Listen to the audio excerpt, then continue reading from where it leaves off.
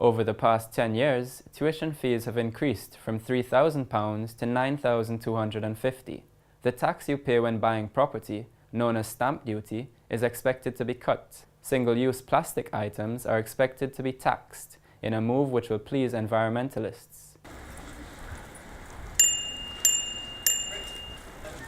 How much would you pay for this bike? And they've been beautifully restored by Bespoke Biking. There's one really great one, a check over. There's a couple that we absolutely stripped down that were just in a shocking state, but then we used the parts to fix up. You know, a reconditioned bike that's roadworthy and ready to go and really sustainable. You can view the lot book online. Ian Sheridan, Winchester News Online, Winchester.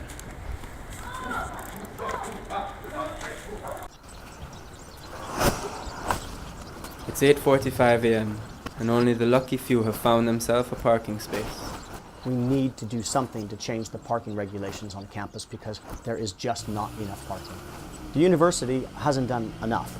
We have a restriction on car parking spaces. We can't create new spaces. So you either have to pay extra money to sit and park and ride day after day, week after week, year after year, or you have to be late. Just do not permit.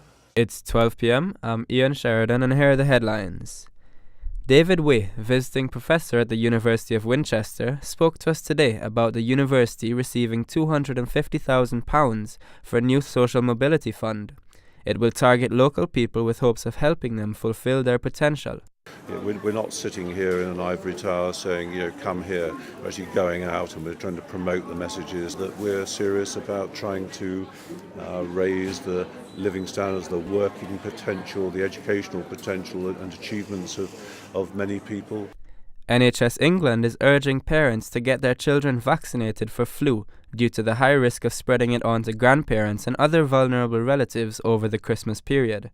Professor Keith Willett, NHS England's medical director for acute care, said flu can be spread more easily by children, especially to vulnerable relatives such as older grandparents, those with heart or lung conditions, and pregnant family members. Parts of Scotland could reach -10 degrees this week as a cold wind sweeps across the UK. The Met Office has announced that England and Wales could experience temperatures below -8 by Thursday night. There might be ice or snow warnings later in the week. More news in an hour. Ian Sheridan, Winchester News Online.